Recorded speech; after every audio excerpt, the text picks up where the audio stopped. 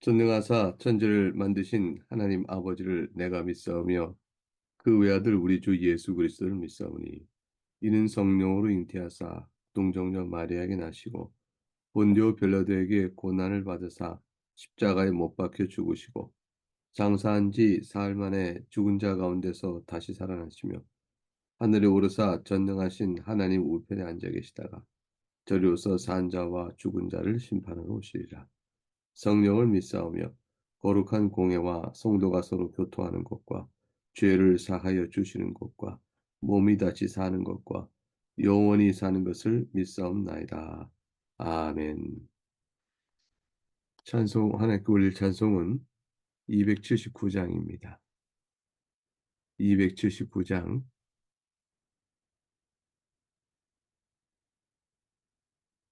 인내하신 구세주요. 1절과 4절 후렴은 맨 마지막 4절에 붙여 부르기도 하고요. 1절과 4절까지 후렴을 제외하고 먼저 부른 후에 4절 끝에서만 후렴으로 이어 찬송하겠습니다.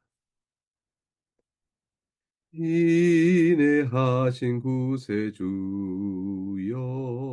내가 비오니 죄인오라 하실 때에 날 부르소서. 자비하신 보좌 앞에 꿇어 엎드려 자복하고 회개하니 믿음 주소서. 주의 공로 의지하여 주께 가오니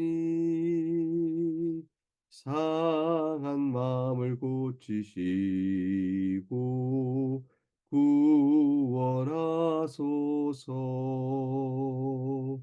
만복근한 우리 주여 위로하소서. 우리 주와 같으시니 어디 있을까? 주여 주여 내가 비오니 죄인오라 하실 때에 날 부르소서. 아멘.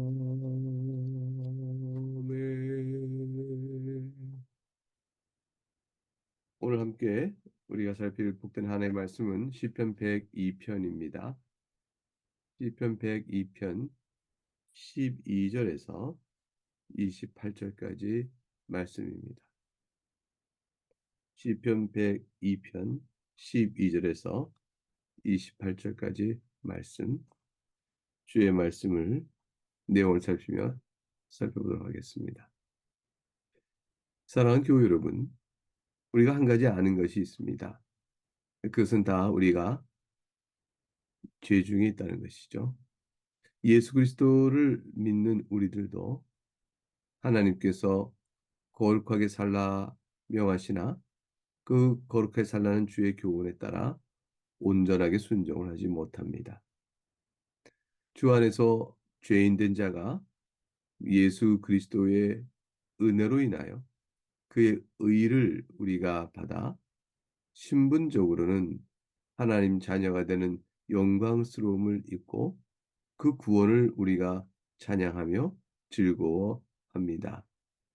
그러나 그러한 믿음을 주신 주 성령 하나님께서 우리를 하나의 말씀대로 순종하도록 이끄시고 또 말씀을 듣는 귀를 열어주시고 우리 마음에 소원을 주시지만 그러나 우리가 그 소원을 따라 행하기를 즐거워할 때도 있고 때로는 그렇지 못할 때도 있는 것입니다.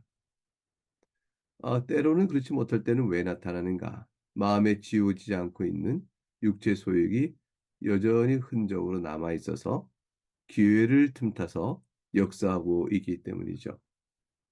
이와 같은 우리의 완전한 거룩한 자로 우리가 상태적으로 변하지 않고 있는 이 사실은 하나님 앞에서 우리가 하나님의 부름에 따라 온전히 살지 못한다는 결과를 낳고, 그러나 그러한 결과 아래 놓이는 우리들을 향해서 하나님께서 어떻게든지 주의 뜻 가운데 사는 자로 이끌어가길 원하시는 사랑의 손길을 우리에게 간섭하십니다. 그 사랑의 손길이 징계로 나타나기도 합니다. 그 징계는 하나님께서 우리를 반드시 고치시겠다. 우리를 사랑하신다. 그 죄를 깨달아 그 죄의 고통에서 이제 헤어져 나오고 그 죄의 고통을 즐거워하는 악한 성정이 과연 그렇지 못하다는 사실을 깨닫고 나오는 대로 이끄시기 위함입니다. 그러니까 우리가 아는 바대로 우리는 연약하고 허물이 있고 하나님께서는 우리를 사랑하시니 그 상관관계 안에서 하나님께서는 우리를 징계하기도 하시는 것입니다. 그 성경은 그래서 곳곳에서 하나님의 징계에 대해서 늘 말씀하시죠.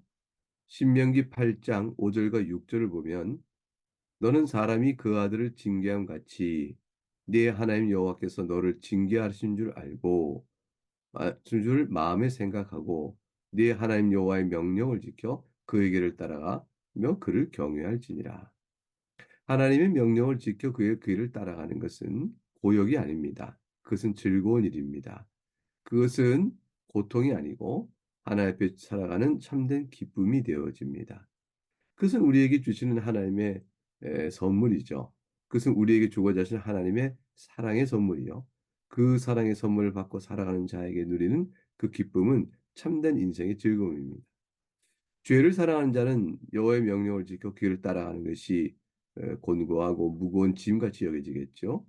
그러나 하나님을 사랑하는 자가 그 길을 따라 살아가며 하나님의 명령을 알고 경외할 경우 그의 삶의 변화와 그 속에 누려지는 큰 기쁨을 그는 맛보아 알게 될 것입니다. 하나님께서 바로 이러한 복을 주시기 위해서 사람이 그 아들이 잘 되기를 바라여 징계하는 일이 있는 것처럼 또 잘못에 돌이켜 온전히 서기를 바라여 그런 일을 하는 것처럼 하나님 여호와께서 너를 징계하신 줄을 마음에 생각하라. 이렇게 신명기 8장에서 가르쳤습니다. 잠언서 3장 11절과 12절에 이렇게 말씀하셨죠. 내 아들아 여호와의 징계를 경히 여기지 말라. 그 꾸지람을 싫어하지 말라. 대저 여호와께서 그 사랑하신 자를 징계하시기를 마치 아비가 그 기뻐하는 아들을 짐승 같이 하시느니라. 하나님의 말씀입니다. 하나님께서 징계하실 때는 그것은 미움으로 하시는 것이 아니다라는 것이죠. 도리어 사랑하시기 때문에 징계하신 것이라 이것입니다. 그러므로 하나님의 징계와 꾸지람을 그 자체는 고통스럽고 아프기 때문에 그것을 기뻐할 자가 없습니다. 그래서 그걸 경히 여기거나 싫어할 수도 있게 되죠. 그 죄 자체의 본성입니다. 그런 본성을 바로잡기 위하여 하나님께 징계를 내리시는데 이럴 경우에 경히 여기지 말고 꾸지람을 싫어하지 말고 대저 하나님께 날 사랑하셔 주신 것이나 이렇게 생각하고 그거를 달게 받아야 될 우리의 태도가 중요하다는 사실을 일깨워줍니다. 히브리서 12장 7절과 8절에도 그 유명한 말씀이 있죠. 너희가 참음은 징계를 받기 위함이라. 하나님의 아들과 같이 너희를 대우하시나니 어찌 아버지가 징계하지 않는 아들이 있으리요. 징계는 다 받는 것이거늘 너희가 없으면 사생자여 친아들이 아니니라. 하나님의 말씀입니다. 도리어 징계가 없다면 내가 이렇게 죄를 범하고 악한데도 어째 징계가 없지?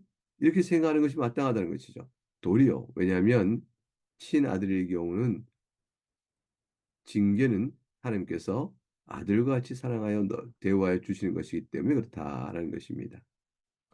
그런데 징계는 어떤 자가 받나요? 하나님께서 잘못을 교훈하시고 그걸 드러내 돌이켜 회개하기를 원하실 때 그 회개를 끝내 고집하고 벗어난 길로 계속할 경우 하나님께서 그를 돌이키기 위하여 징계하시는 것이죠. 징계는 슬프고 아픕니다. 괴롭고 곤고하고 그 아픔의 정도가 얼마나 큰지 우리가 어제 살펴본 시편 102편 1절에서 11절 말씀에 나와 있는 것이죠. 우리가 이 102편을 시편 찬송으로도 곧잘 부르곤 했습니다. 연기같이 소멸하고 뼈가 숯같이 탄다. 그 고통입니다. 마음은 풀같이 시들고 말라버린다. 음식 먹기조차 힘들다. 탄식 소리가 내 입에 붙어 있으며 내 살이 뼈에 말라붙었으니 광야의 올빼미가 또 황폐한 부엉이가 내가 바로 내 모습이로구나. 밤을 지새운다라고 되어 있고 원수들의 총을 따라 박해하는 일에 쫓김을 당합니다. 죄를 양식같이 먹고 눈물 섞인 물을 먹는 이 모습, 징계로 인한 원수들의 일어남, 그로 인하여 자신이 당하는 고통과 환란, 이 모든 것을 노래했습니다. 따라서 이러한 징계는 하나님 앞에서 싫어하고 어찌 이러십니까? 라고 불평하는 엉뚱한 일이 있을 수 있겠죠. 그러나 시편 102편은 우리에게 앞서 말씀 여러 성경의 말씀처럼 하나님의 사랑하여 주시는 징계인 줄 알고 징계의 고통을 면하길 원한다면 어떻게 해야 될 것인가? 라는 것들을 가르쳐 줍니다. 하나님께서 내리시는 징계, 그것을 면할 수 있는 방법, 또 그것은 바로 인간 편에서 그걸 어떻게 피할까라는 것이 아니라 징계의 목적을 이루는 것이기도 합니다. 하나님께서 징계 내리실 때 우리에게 기대를 하시고 우리에게 변화를 원하시는 목적이 있죠. 그 가운데로 나오는 것입니다. 그것이 바로 징계의 고통을 면하는 길이 되는 것입니다. 하나님의 언약을 생각해야 되는 것이죠. 그리고 하나님을 바라보는 겁니다. 사랑하는 교회 여러분, 하나님은 긍휼이 풍성하십니다. 긍휼이 풍성하신 하나님께서 징계를 내리신다 하는 것은 이스라엘 회복과 이스라엘 영광을 위하 하시는 것이죠. 그리고 우리가 또한 이스라엘이요 각각 개인적으로도 그러하니 우리가 우리를 향한 징계를 거두시고 반드시 높이셔 줄 것을 확신하면서 주의 긍휼에 엎드려야 합니다. 오늘 살핀 12절부터 22절의 말씀이 바로 그 내용을 전합니다. 12절부터 주의 말씀을 보겠습니다. 여호와의 주는 영원히 계시고 주에 대한 기억은 대대에 이르리이다. 주께서 일어나사 시온을 긍휼히 여기시리니 지금은 그에게 은혜를 베푸실 때라. 정한 기한이 다가옴이니이다. 주의 종들이 시온의 돌들을 즐거워하며 그의 티끌도 은혜를 받나이다. 이에 문나라가 여호와의 이름을 경외하며 이 땅의 모든 왕들이 주의 영광을 경외하리니 여호와께서 시온을 건설하시고 그의 영광 중에 나타나셨습니다. 여호와께서 빈궁한 자의 기도를 돌아보시며 그들의 기도를 멸시하지 아니하셨도다. 이 일이 장래 세대를 위하여 기록되리니 창조함을 받을 백성이 여호와를 찬양하리로다. 여호와께서 그의 높은 성소에서 구워보시며 하늘에서 땅을 살펴보셨으니 이는 갇힌 자의 탄식을 들으시며 죽이기로 정한 자를 해방하사 여호와의 이름을 시온에서 그 영예를 예루살렘에서 선포하게 하려 하심이라.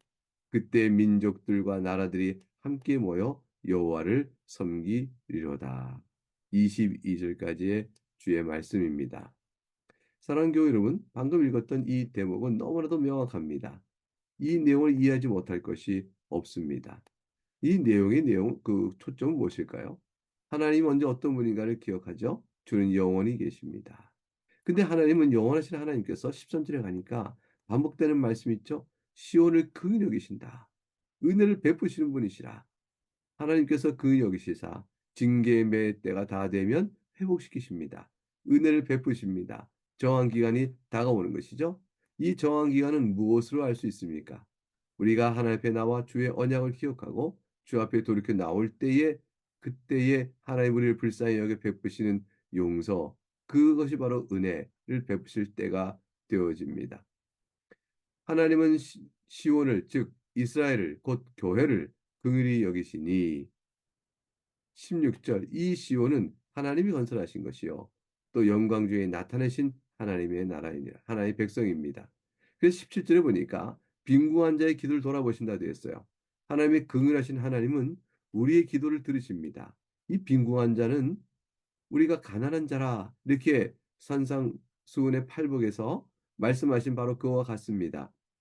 하나님의 도움이 없으면 어떠한 힘과 능력과 소망도 가질 수 없게 낮아지고 낮아진 자, 그가 바로 빈궁한 자입니다.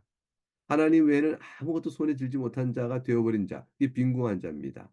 이 궁핍한 자, 가난한 자는 영적으로, 육적으로 다 박탈과 악의 세력에 의해서 고난을 당하여 다 빼앗긴 자 되어지고, 이러한 빼앗긴 자의 형편이 된 자는 하나님만이 그와 함께 있게 된 자죠. 하나님만이 저의 소원입니다. 저의 소망입니다. 라고 붙들고 나가는 자, 그 빈궁한 자예요. 그런 자의 기도를 돌아보시며 하나님은 자신을 찾는 자를 외면하지 않으시죠. 그리고 긍휼을 베푸십니다. 그 빈궁함이 자기의 스스로 초래한 일에 할지라도, 스스로 죄를 범함으로 당한 일에 할지라도, 그래서 징계 아래 있는 자가 된다 할지라도, 그래서 빈궁한 자가 될지라도 하나님을 찾고 하나님께 엎드리면 하나님께서는 긍휼히 여기셔서 돌아보십니다. 그들의 기도를 절대로 멸시하지 않으시는 것이죠. 왜 그럴까요? 하나님은 긍휼이 풍성하시기 때문입니다. 그리고 이 일이 장래의 세대를 위하여 기록되는 창조를 받을 백성이 여호와를 찬양하리로다. 하나님께서 세우시는 창조받을 백성은 이미 이스라엘 백성이기도 하고 오늘 세워진 교회에 속한 우리가요 하나님 선택받은 모든 백성이 되어집니다. 하나님은 높으신 성소에서 내려다보시고 하늘에 따라 땅을 살피시니 이것은 하나님께서 모르신 바가 없다는 거죠.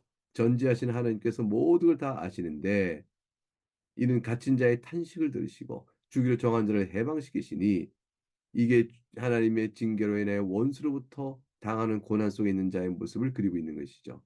하나님의 이름을 시온에서 영예를 예루살렘에서 선포하게 하신다. 이 모든 탄식을 들으시고 주기로 정한 자를 해방시키실 때 선포되어지는 하나님의 영광과 이름 무엇일까요? 그는 우리를 악한 자들이 괴롭힐 때 악한 자를 심판하시는 공의의 하나님의 영광일 것이며 바로 우리를 향해서는 우리의 온전치 못함에도 불구하고 죄에도 불구하고 우리를 내치지 아니하시고 우리의 기도를 들으시고 우리의 기도를 멸시치 않으시며 우리를 마침내 높이시는 하나님의 말할 수 없는 긍휼과 자비로움을 영화롭게 선포하시는 것이죠. 하나님께서는 이와 같은 죄를 용서하시고 선포하시는 이 일과 관련해서 이제 23절과 28절에 간구가 나옵니다. 23절과 28절의 말씀을 읽어보겠습니다. 주의 말씀입니다. 그가 내 힘을 중도에 쇠약하게 하시며 내 날을 짧게 하셨도다. 나의 말이 나의 하나님이며 나의 중년에 나를 데려가지 마옵소서. 주의 연대는 대대에 무궁하니이다. 주께서 옛적에 땅의 기초를 놓으셨사오며 하늘도 주의 손으로 지으신 바니이다. 천지는 없어지려니와 주는 영존하시겠고 그것들은 다 옷같이 낡으리니 의복같이 바꾸시면 바뀌려니와 주는 한결같으시며 주의 연대는 무궁하리이다. 주의 종들의 자손은 항상 안전히 거주하고 그의 옷은 주 앞에 굳게 서리이다 하였도다. 이 참회를 해가는 이 시편의 내용 속에서 참여하는 그 근거가 무엇이냐? 하나님의 긍휼이라 했습니다. 그 긍휼을 베푸시는 하나님은 어떤 분이시냐? 영원하신 분이요 견고하신 분입니다. 26절에 천지는 없어지려니와 주는 영존하신다 했으니 세상은 다 변해도 하나님은 신실하시고 우리에게 베푸시는 언약은 결코 바뀌지 아니하십니다. 주는 한결같으시고 주의 연단은 무궁하니 그 하나님의 긍휼을 의지해 사는 자는 28절 어떨까요? 항상 안전히 거주하고 그의 옷은 항상 주 앞에 굳게 서게 되는 것이죠. 하나님의 징계로 인하 23절 말씀처럼 중도에 쇠약하게 되어졌습니까? 하나님의 징계로 인해 여러분의 인생의 날이 짧게 되었습니까? 혹 그런 일이 있다 할지라도 하나님께 엎드리시기 바랍니다. 그래야하면 주 앞에서 우리를 회복시키시고 이끄시는 은혜를 베푸십니다. 그러니까 성도에게는 낙심과 절망이 있을 수가 없습니다. 그리스도 안에서 베푸시는 하나의 자비를 의지하고 다시 그리고 또다시 그리고 또다시 그리스도에게로 나가시면 됩니다. 성도의 신앙생활을 그런 맥락에서 보게 되면 회개의 생활이라 이렇게 말할 수 있죠. 우리 가운데 회개치 않아도 되는 자는 아무도 없기 때문입니다. 어떤 분이 말하기를 십계명을 쭉 하나하나 놓고 살피는데 더 이상 회개할 것이 없다. 이렇게 말하는 분을 제가 들었습니다. 그것은 하나님께 주신 바 된 그 뜻을 부정적 측면에서 내가 이것도 안 하고 이것도 하지 않았고 이것도 하지 않았으니 모든 걸 지켰나이다 하는 것처럼 되는 것과 똑같은 것이죠. 살인하지 않았습니다. 내가 다른 사람을 미워하지 않았습니다. 제가 간음하지 않았습니다. 거짓말하지 않았습니다. 등등 내용과 똑같습니다. 그러나 주님께서 말씀하시기를 내 몸 마음과 뜻과 힘을 주 여호와를 사랑하라. 그리고 내 이웃을 내 몸처럼 사랑하라. 그리고 주기도문에서 우리를 말씀하신 것처럼 우리가 우리에게 죄 준 자를 사해 준 것 같이 이런 생활하는 속에서 하나님의 용서하신 은혜를 바라며 사는 자, 그가 바로 성도일진데 내가 십계명을 살펴도 회개할 것이 없다. 이렇게 말하는 것은 너무 지나친 이야기겠죠? 그런 의미에서 성도는 자기 내면을 살피며 주께서 거룩하시며 우리에게 이끄신 그 사랑을 바라보면서 오늘 하루도 하나님을 과 교제하기를 바라며 나가는 일이 우리에게 꼭 필요한 것이죠. 신앙은 그 가운데 이유가 있는 것입니다. 하나님을 더욱더 사랑하고 나가는 것이죠. 낙심과 절망이 없다는 사실, 의지하고 또 의지하고 나갈 하나님의 긍휼, 그것이 바로 우리 하나님 아버지께서 언약 가운데 우리에게 약속하신 바로 그것이라.